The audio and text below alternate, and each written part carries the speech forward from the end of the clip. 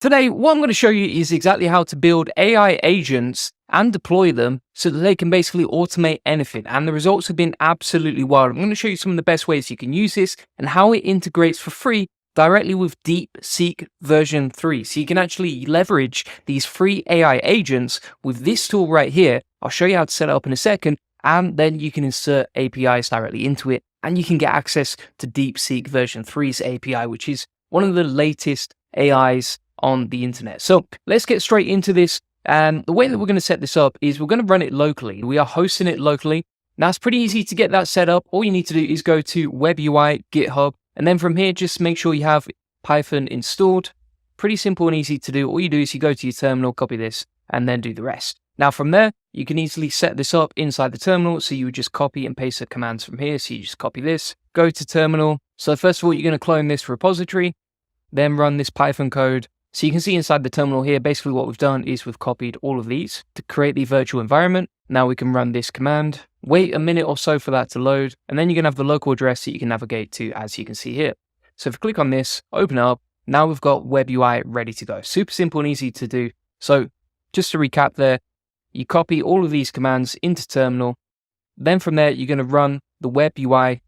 And once that's done, you can just navigate to this address. Now from here, what you're going to see is that you can use WebUI in a very simplified way to control your browser with AI assistance. Now you can switch between agent types, so you can select org or custom. I'm going to stick with custom today.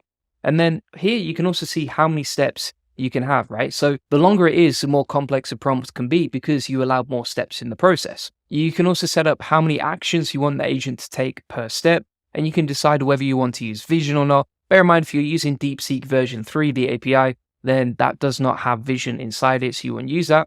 And then once you've gone to the LLM configuration section, you'll see these options. Now you can select DeepSeek and then DeepSeek Chat right here. And you've got two options here. You can either use the really cheap version of the Deepseek version 3 API, or even better, if you go to Hyperbolic, as a new user, you get $10 in platform credits when you sign up. So you can use the Deepseek API for free.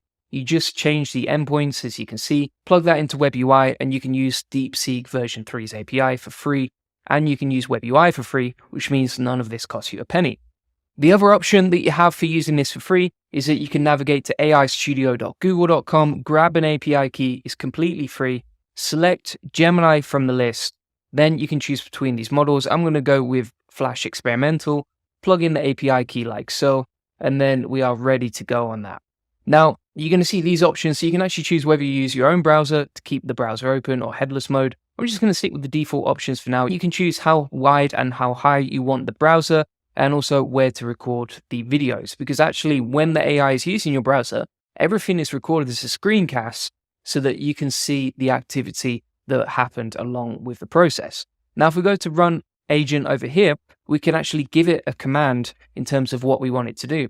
And additionally, you can actually set up optional hints to help the LLM complete the task. This is really useful because now you can set up custom instructions and context for the AI. So let's say, for example, you are outsourcing SEO tasks to your AI agent. Well, that AI agent can then have custom instructions on exactly how you want the, like, for example, you're an SEO expert, you're a semantic SEO expert. Here's how you do semantic SEO research, etc. Right? And you can brief it really well here, so it completes the task much better here.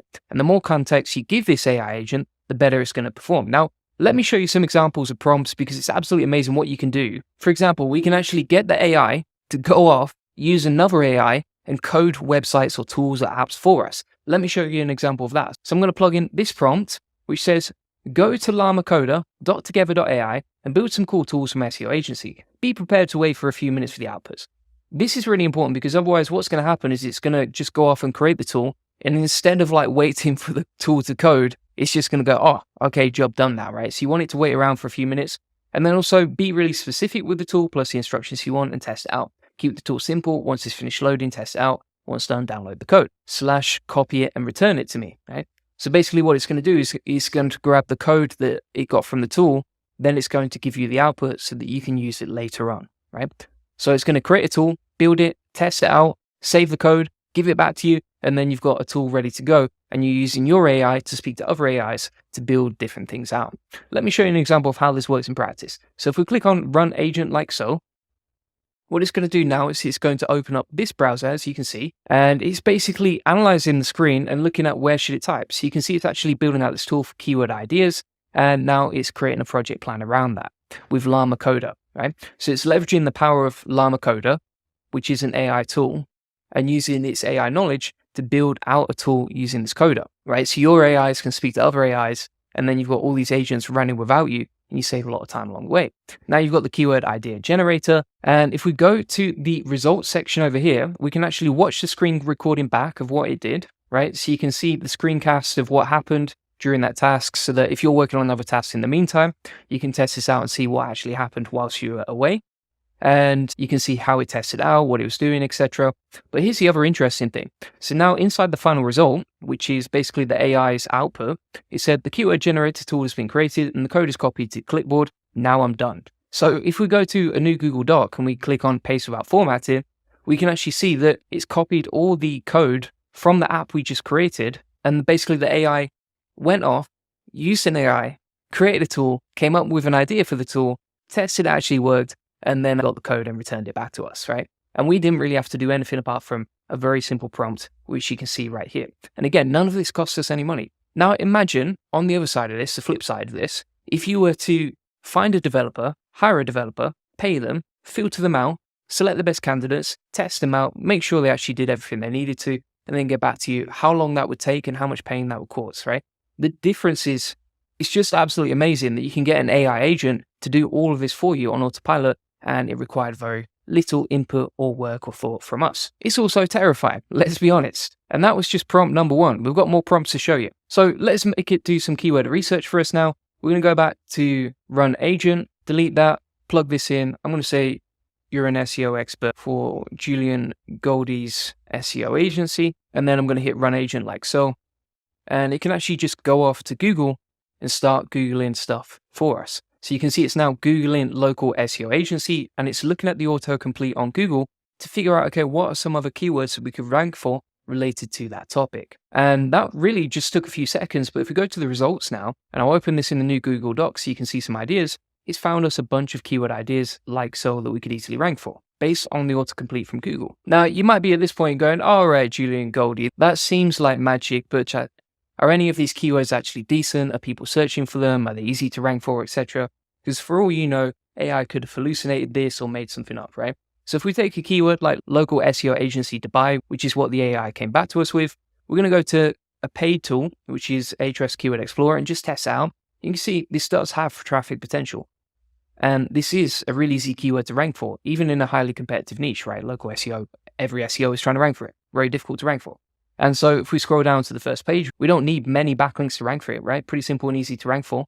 And if we scroll up, we just saved ourselves so much time because now the AI is doing that for us, right? And it's just gone off, found us a decent amount of keywords so we can easily rank for, related to our topic, and again, required minimal prompting. So now let's try another one. So let's try another one for blog writing. So we're going to say Google the best SEO training in Japan, click on the top ranking blog, scroll through the page, and then quickly write an article on the same topic, Alex Hormozi style. So it's opening up a new tab, navigates straight to Google, clicks on the first link, and it's having a cheeky gander at the page. Now it's scrolling down, having a look through the page. The fact that it can just interact with the browser as well is really good. The one thing that I would say is it still feels a little bit retro compared to, say, the experience that you get when you're using ChatGPT or something like that, right? So these prompts might work really nicely today. Don't expect it to work for you every single time. Like, it's pretty wild what it can do, but obviously it's still buggy. This is a free tool. Don't expect miracles, but it's wild. And that really didn't take long at all. So we'll go to the results now. You can see here it actually took 51 seconds to do that. And then it said, here's a breakdown in Alex Hormozi style. And let's have a look at the content. So it says, look, most SEO agencies, they're serving up the same generic garbage, hoping something sticks. Julian Goldie, he's in the trenches, understand the Japanese market like the back of his hand, right? Content itself feels pretty humanized. Not bad for a first attempt. I'm sure you can tweak it and make it a lot better. Obviously, that's just like the first paragraph. But you get the point. Like, you can use this to create content based on your competitors, reverse engineer the SERPs, reverse engineer what's already ranking, and then create your blog content based on what Google really likes to see. What you also see in this tab over here is a recording section, so you can scroll through all the previous recordings that you've made, all the previous results, and this absolutely stacks up. You can see how many times we've used it, and again, this didn't cost us a penny because you can use the Deepseek API with Hyperbolic, which gives you $10 for free, or you can just use Gemini, and that's free as well. Now let's get it to do some shopping with us. So I'm going to say, find me the best price for a Rolex online, and say you are Julian, Goldie's personal shopper. Hit run agent. Let's see what it does, whether it can see what sort of taste it has when it comes to watches. So it's scrolling through, it's having a cheeky gander through the Rolexes, seeing which one it likes, scrolling through the page, grabbing all the prices. For actually just collecting data in general, could be really good. You imagine if you're in an e-commerce store and you need a lot of like product descriptions or product ideas, etc., or even niche research and industry research, this could be really powerful. And this all runs in the background, right? So you can do other tasks and then come back to it, see what it did in this separate browser. The one thing that I'm really looking forward to actually is the updates that come from ChatGPT. Apparently their operator AI agent is coming out this month. And I think that'll be a much more polished version of these sort of AI agents that just works in a much smoother way. And the main problem with these AIs is, number one, they're a little bit technical to set up. And then number two, it's not that smooth when you use them. So if we scroll to results now, it said the best price for a Rolex watch I could find on the page is 270,000 baht for a Rolex Oyster Perpetual with an additional 700 baht for shipping. All right, so the final prompt that we're going to test out now is I'm going to say, give me 5 ideas for a YouTube video about AI based on what's already doing well on YouTube today. Let's go and plug that in and see what it comes back with. Now, in that example, I actually just went for a cheeky cup of tea and then came back. And you can see it actually gave us the results here. So it said, based on current trends from the AI video idea generators, here's some examples, which are not bad at all. And then if we play through this, you can see what it was doing was just going to these different AI tools. I do the fact that it can just interact with the web, right? It can just go off, visit websites. Any sort of websites without a login, it's going to have no problem interacting with. The only issue you're going to find is, number one, if it has a verification check. And then number two, if you have to log in. I don't think that it can do that for you right now. Maybe in the future it can. And then if you ever want to stop it, while it's running a task, you can just click on stop, tap it a couple of times, and it should be stopping right there. So thanks so much for watching. What I've actually done is plug that into my free SEO course with all the video notes and prompts from today. This free course comes with tons of SEO tutorials, with other lessons, along with a community of 3,000 SEOs and 50 free ASEO tools. And inside this free SEO course, you're also going to find a section on SEO systems, free SEO tools, and if you scroll down to the AI agent section, which you can see right here, you'll see all these different AI agents that you can get access to, along with the notes and video notes from today. Along with that, if you link to get the free SEO course is inside the comments and description, feel free to get that. And additionally, if you want to get a free one-to-one SEO strategy session, feel free to put that in. We'll show you how we take websites from 0 to 145,000 visitors a month and generate hundreds of thousands of dollars in sales on autopilot. On this free link building acceleration session, you get a free SEO domination plan, so you get a custom tailored link building plan so you can get more leads, sales, and profits from your website.